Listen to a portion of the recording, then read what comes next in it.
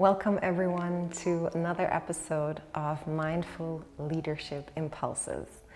In this format, I share the patterns that I currently see in leadership through my coachings and workshops and conversations that maybe show up as challenges, and I offer some mindfulness-based tools and practices, and also weaving in some neuroscience to support you and guide you through these times.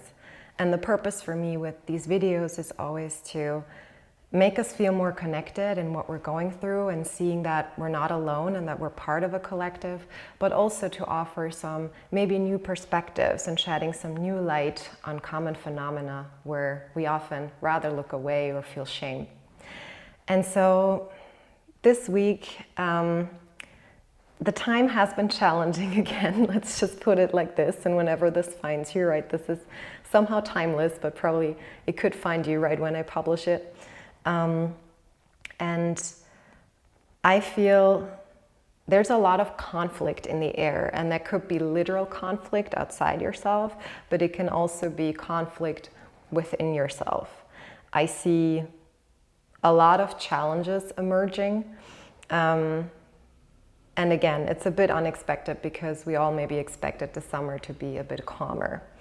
And so I just want to offer a perspective on whatever challenge you're currently experiencing or what's very dominant of where this could come from.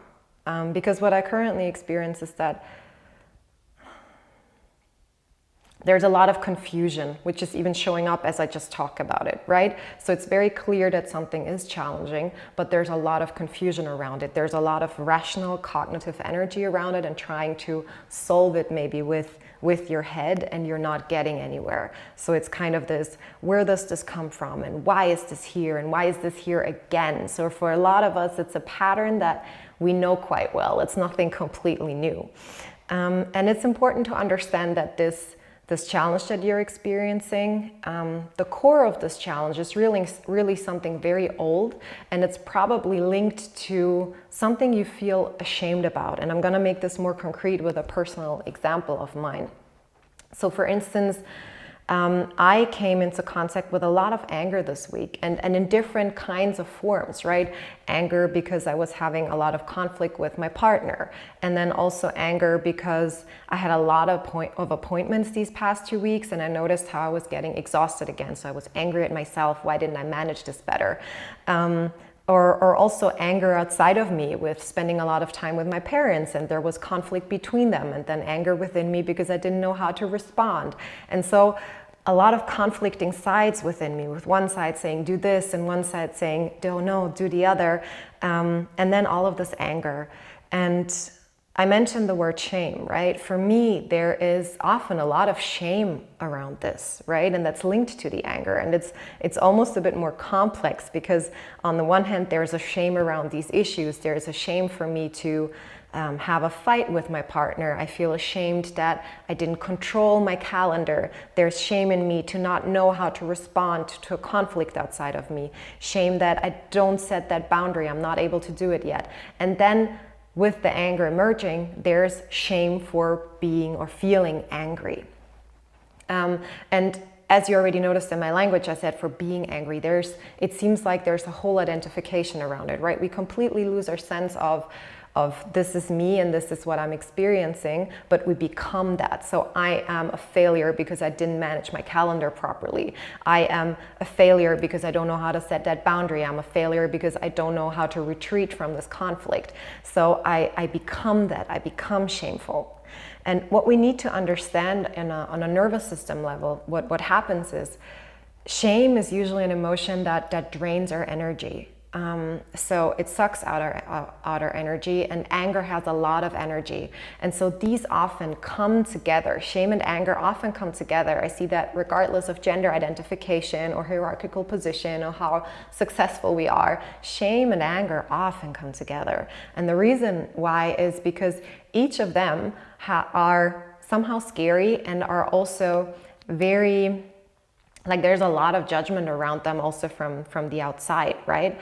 And so when a lot of anger appears, there's usually a way that we don't feel safe with it. Some of us feel very safe in anger, but for some of us also there's that there's a sense of not feeling safe, maybe because we experienced others being angry and it didn't feel safe, or because we were never allowed to be angry. And so when the energy really comes up, the shame, the draining of the energy happens to protect us. So it's really, when we take away the naming of it, the anger and the shame, our nervous system just says, okay, I'll give you all of this energy to defend yourself because the situation seems really scary and we can't run away from it, right?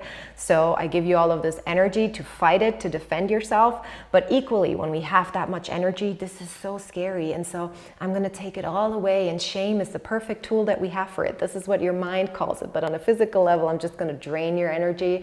I'm just going to make you want to hide because all of this energy, it's not safe for us to express. And then again, maybe when we're at the bottom, when we're really low in energy, then again, the other part comes that says, oh my God, having so little energy, that's really scary because here I feel helpless, and having no energy is also not cool. So I'm going to get angry again because that amps up my energy really quick. And so on a physical level, we call this a dorsal loop. So it's really that you're stuck between this high and low energy. And this could maybe be that you even notice this, that you're maybe going at a really fast pace and then you're forced to slow down. And maybe this has even been happening over these past few weeks even. Or it can also be within yourself, right? That you maybe amp up really quickly in your thoughts and then all of a sudden it's like, oh no, there's not a solution. I can't get out of this. Anyways, rip, energy getting sucked out. And it's really important once we get in touch with this cycle to just acknowledge, okay, I'm caught in this loop.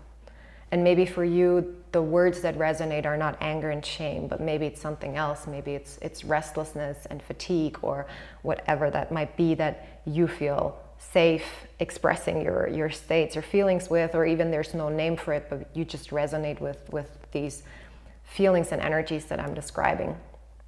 And it's important to understand that whatever you're confronting is so challenging because at the core is probably a narrative based on your experience in childhood and teenage years that a part of you that's currently surfacing is not acceptable.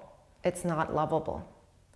And I'm really consciously stating it as a narrative because for some of us, that might have been the truth. So for some of us, maybe our caretakers really openly stated, hey, if you don't control your emotions, you're not good enough, right? Or you're not allowed to be around me. Maybe we watched others do this to themselves, although they never expected it from us. Or maybe it's just because of certain experiences that we created that narrative. But it's something that exists within ourselves. It's kind of a mirror of reality, but we never really can say if that was really reality. It's how we perceived it. And that's not to say that it's not the truth, but it's your truth, how you experienced it, right? So there is a narrative of people around you saying that this is not okay what happened. Being a failure, whatever that might be, not being perfect. So I see it linked up with a lot of perfectionism. And maybe looking at how do we meet this now, because we try to understand it, we try to figure it out, we try to think our way out of it, and it's somehow not happening. And so what I observed in my own process this week, but also in my sessions with my clients, was that how we meet this is actually on a different level. We cannot meet this problem on a rational level because quite often these narratives are not really rationally formed narratives, but it's something that happened maybe even before language was properly formed, right? Or without any like clear deduction. And it was probably multiple experiences that paid onto this and created this. And so it's the first level where this is always happening is your physical level, right? It's your nervous system triggering this because it learned I'm not safe and this is what I'm going to do in order to keep myself safe. And so it's really on the physical and emotional level where we need to meet this. And it was very interesting because for me, I found really that my practice was very supportive this week. So I took steps back, I retreated, I sat in silence, I worked with my breath with that. But I know that for some of you, if you don't have a standing practice, this is maybe not the point in time where you really want to get started with something completely new or try something that's out of your comfort zone. And that's maybe also nice to say at this point that I've also recorded a meditation that came through that can support you if you want to. It's going to be put online also this week, so you can find it on my channel. And I'm going to say a couple words on this also later. So when I say practice in silence, if that resonates a lot, but you don't know how to do this, there's a practice available to do this. But also with my clients, it was very interesting because it felt like we tried out new things. So for instance, I had this one client and she really came with a plethora of topics popping back up, be it around topics around her health, topics around her image of self, around hopes that she had, around dreams that might not be happening or they might, and a lot of things that we had met before but that were just surfacing and they were very big again. And as I was listening to her, I felt like, honestly, there's so much going on in your life and there's so many people who share their opinions. If I could choose something for you, or intuitively, if I feel all of this in my body, I feel the only thing I would love to do is just spend time breathing, like regulating the nervous system and then shifting the energy from up here into the body and then seeing what comes up. And then the interesting thing was that as she had concluded her story, she said, this morning I checked in what I really wanted to do, and I would really love to do a breath practice. And so we really used our 100 minutes together. I put on a playlist and then I guided her through some breathing practices to ground the nervous system, and then also some visualizations that intuitively just came through in that space between her and I. And it was really miraculous how clarity evolved through all of this, actually.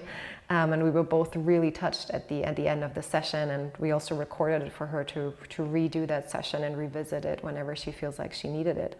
And then with another client also, we felt like we wanted to use image cards. Some of you know I love using different imagery cards sometimes to get our creative going, and I had that before even going into the session. I had this use the image cards today, and I was like, oh, come on, I don't even know what's going to happen, right, as usual. But then as she described her topic, we started with a breathing practice for 15 minutes, and then we also used some image cards, and it was so fun because as I was just mixing them, one came out and then another came out, and then I looked at these cards and I was like, I think that's it. I think we don't even need to get started anymore. And I just showed her the first image, which was a plunge. It was a woman jumping into the water, and that was actually what was so representative of what was happening for her. And the reason why I mentioned this is because maybe that's exactly what's happening for a lot of us, this feeling of I've walked a path and now I'm in front of this big ocean, this big pond of opportunity, but I'm meeting a lot of challenges, and actually it's about jumping in, but I'm kind of distracted here with that conflict and this and kind of things that I've met before, but it's maybe easier to look at this instead of looking at my fear of jumping into the water. And so that's really, I think, what I would recommend to meet this challenge currently with is how can you get that energy that's up in your head and trying to overthink it and really work with your body instead. And the easiest way is really for me is to see, how's my body feeling? How's that energy? And what do I need because this is here? So it's not what do I need to make this go away, but what do I need because this is here? So the image that I almost have for this is as if you are a river, you're flowing in your life, right? And then there's this rock. And instead of trying to move this rock and saying, I'm wrong for this rock to appear, you embrace it. That's what the river does. It flows around the rock. And then steadily, over time, the rock will probably move away, right? It's this old challenge popping back up, and you just acknowledge it. It's, oh, here's the overwhelm again. And here's the shame for being overwhelmed again. And here's that whole narrative of how I'm not accepted because this is here. And this is how it shows up in my body. I feel like I can't breathe properly. I had a lot of issues, by the way, tension around the breath and the diaphragm. So maybe something nice is also stretching your diaphragm. So a very easy thing is just doing classic yoga stretch. So maybe these side stretches and twists, but also working with your breath. I'm gonna elevate myself a bit. It's really when you breathe, you put your hands here and you breathe and you allow your diaphragm to engage, which is your hands move to right and left. The diaphragm is the main muscle that's engaged in breathing. And when your hands expand to right and left, that's how you engage it properly, because it's going around 360 degrees here. You can also move your hands like this because it also goes in the back. And so you bring the breath not up here in the chest, but you actually bring it down into the lower regions of your body. You feel your belly expanding with the inhales. And then the hands move to right and left, and then it all sinks back in on the exhales. That's, by the way, also part of the practice that I created for you. But really working with the diaphragm, engaging it. And I know a rational mind be like, why should that work? Because the issues are most quick to be resolved on a physical level. And when these constrictions in our mind shows up, our body is usually tense. And this is the center for control, we say. So if the breathing gets hard, once we regulate the breath, we can shift our state. And the stories we have in our head, they follow the state that our physical body is in. And we really want to, when these narratives appear, you're actually in the past. You're a child again, and you're thinking, I'm again not accepted for this happening. But the truth is you're an adult, right? And if the overwhelm is here and you were not accepted as a child, or maybe overwhelm was scary because people around you were overwhelmed constantly, now you're an adult. And now you don't have to be scared around it, because maybe the overwhelm showing up is just for you to see, I can be with it now. And I have people around me who accept me in this feeling. And I really want to share a story of my own, which actually happened on my birthday. So for my birthday, there was this 90-minute yin yoga practice that I really wanted to do. And I had told my parents and my partner that I would love to do it together after breakfast. And then as we were sitting at breakfast, I was sharing that it starts then, and they were like, so how long is it going to take? And I told them it's 90 minutes. And then the three of them on a Sunday were all like, well, 90 minutes is kind of too long. And then all of them backed out. And inside of me, I felt a disappointment rising. And my first impulse was, okay, I know this disappointment. I'm gonna go hide, before the practice. I'm gonna go up a bit earlier and I'm gonna cry because I just feel that disappointment. And I feel it's important to also talk about this emotion, because maybe also when you meet your challenge, your word is actually disappointment. Because often when we feel challenged and we feel disappointed for this happening, especially when we're used to controlling a lot of our experience. And so I felt really disappointed, and then also again shame, because part of me was like, it's so okay that they don't want to join and that they don't feel comfortable spending 90 minutes with themselves. Yet another part was just hurt, and it was an old pain that was rising that I often get in touch with, which is no one wants to play with me or do what I want to do unless I convince them. And that had nothing to do with this situation in that moment, but it was an old pain that was showing itself. And so I stayed quiet, because I was like, okay, I know how to meet this emotion, but I know how to meet it on my own. And then my mother looked at me and she was like, but you seem a bit hurt by what's happening. And in that moment, I had that choice of saying, okay, I'm gonna stay in my old pattern of just fixing things on my own and hiding that, or in another pattern of blaming all of them, or I can just show myself. And so I actually just decided to show myself, and I just said, you know what, it's true. I feel a very old pain surfacing, and part of me is really hurt. And I know it has nothing to do with you, because I understand that 90 minutes are very scary to spend with ourselves, or you might not feel like spending 90 minutes. Scary would have been judgmental. I just said, I understand that you don't want to do this. Part of me was just looking forward to it, and it's an old part of people not wanting to play with me. And I actually got a bit judgmental in between. I was like, and also I don't get, because you don't have anything better to do. It's a Sunday, it's my birthday. Like, what else do you have to do? Why don't you have 90 minutes? And then my mother even said, now you're getting hurtful. And I was like, yes, you're right. So it wasn't even perfect how I demonstrated it. It was the old part surfacing. But in that openness, also my mother had that openness of saying, hey, you're hurting me as you're doing this. And then I reverted back, and that's when the tears came in. I said, it's just this old pain. And yeah, so thanks for noticing it. And then my mother got up, and what was really beautiful was she just hugged me, and I hugged her, and then I just rested in her arms, and I just started crying. And it felt like, so she asked me first if it would be okay to hug me, and I said yes. So it was not even that I had to, it was not I had to manipulate her in a childlike way, but it was really two adults meeting each other and offering each other care in a self-responsible way. And then she held me, and I was crying, and then she said, you know what, I would love to join you for practice. And I said, you don't have to. And she said, yes, but I want to. And the interesting thing was both my partner and my father were inside the house. So they didn't see any of this, but then they came back outside because we were having breakfast in the garden, and both of them, independent of each other, said, hey, I thought about it, and actually I really want to join you for this practice. And so that was really, really lovely and beautiful. And that is also what I want to offer you. It's first there's the head energy of maybe saying it's a conflict of what I want and what other people want, and then there's the conflict of am I okay in what I want, and are they okay in what they want, which we often project, either we are wrong or they are wrong. But bringing in that togetherness of saying there is just disappointment, and I feel it in my body, and I feel the sadness, and then the final step, taking care of that, which in my case it could have been retreating on my own if that would have felt best that day. But that day I checked in, it was like being seen in that, and that's when I was offered something and was able to receive something that I wouldn't have received on my own, and that felt very healing to a part of me, that it's not about convincing everyone to play with me, and that the shame is being dissolved by having the perfect words and having people around me, but it's actually by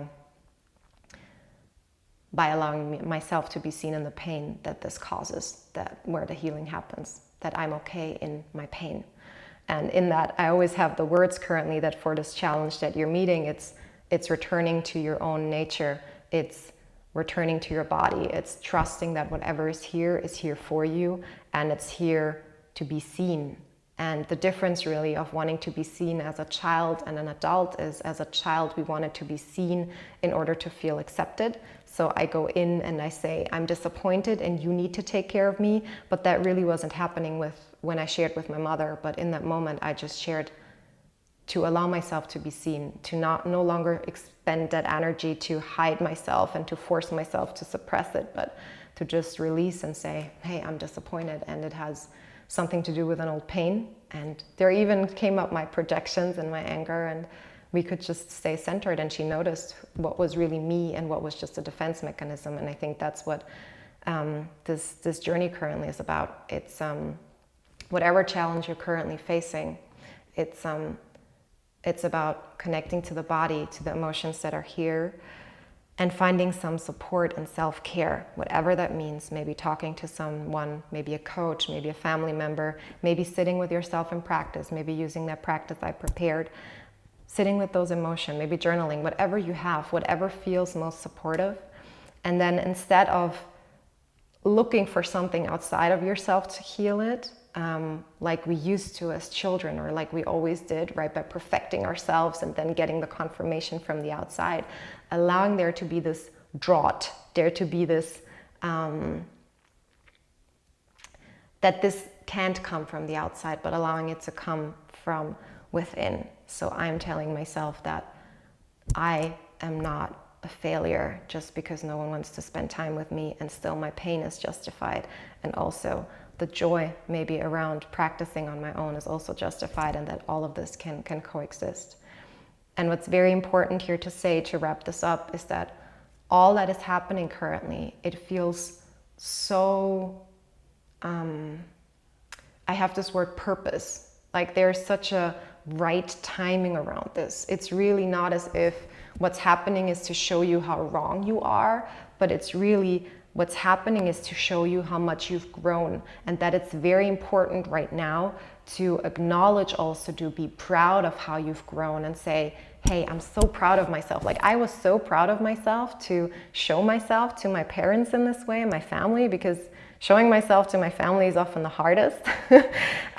So being proud of ourselves for for the developments that we've made and where we are. Also, maybe when you notice the overwhelm, I'm currently always proud because I say, hey, now I'm noticing it after 1 week, how overwhelmed I feel. And I used to go for months and months on end without noticing that. So really being proud, because it's as if this is also preparing you for the purpose that you have. And your purpose currently is maybe to be proud of yourself, to show yourself in that development, to show yourself as your true self. And always when I hear people, oh, show yourself, show your authentic self, it's always this flowery thing of, oh, I'm so much happier than everyone thought. Yes, that's a part of it, but also showing ourselves how we truly are is, I feel disappointed, or I'm judging other people and I feel very judgy. I don't feel comfortable in my body currently. Like, this is also ourselves, and this is also a way of how we can connect with each other and make ourselves or each other feel less alone.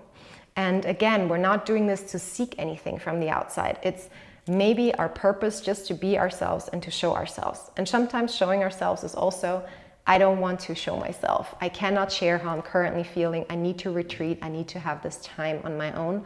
Or sharing, hey, that you need this time on my own. Part of me wants to respect it, and another part feels really hurt and taken aback. And I know I need to take care of that too. So maybe I myself also need some time alone. So I think this is it. It's a bit of a longer message, and I hope you enjoyed it. Wherever you watch this, please give us a like, a thumbs up, comment. This really supports us. Maybe also if you enjoyed it as kind of an energetic offering as an energetic thank you. And most of all, what obviously supports us is to maybe intuitively check in if there's a person that could need this, or maybe you want to offer this to your community on LinkedIn or via email in your newsletter or on Instagram or wherever you are.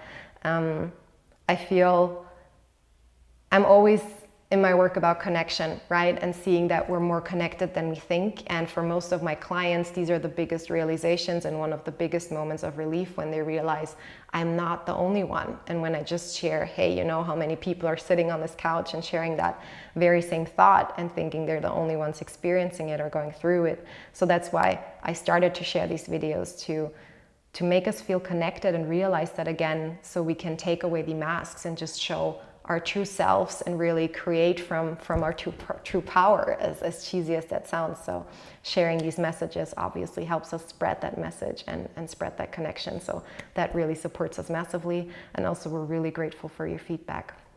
So with this, I hope you enjoyed this episode. I hope you're going to enjoy the meditation. It's a 30-minute practice around that. So I really wanted a practice that you can use to retreat for yourself. I've done it already. It's really beautiful. There's an optional playlist available, or you can also do it in silence. I did it without the playlist, and we're going to link it down below. And yeah, I hope you have a beautiful week and take good care of yourself. And let's maybe, to conclude this, wherever you are, let's take a nice breath together. So whenever you're ready, you can maybe place your hands on your body if that feels nice, or just keep doing whatever you're doing, preparing your dinner, breakfast, walking to work or home. And so whenever you're ready, you can maybe take a deep inhale through the nose, fill up the belly, fill up the chest, really feeling the diaphragm expand. Hold at the top for 3, 2, 1, and sigh out the mouth. And always remember, it only takes one breath to change your body's chemistry. It only takes one breath to remember how connected you are to the world around you. And it only takes one breath to change the world. So thank you for taking this time to connect to yourself and to the people around you.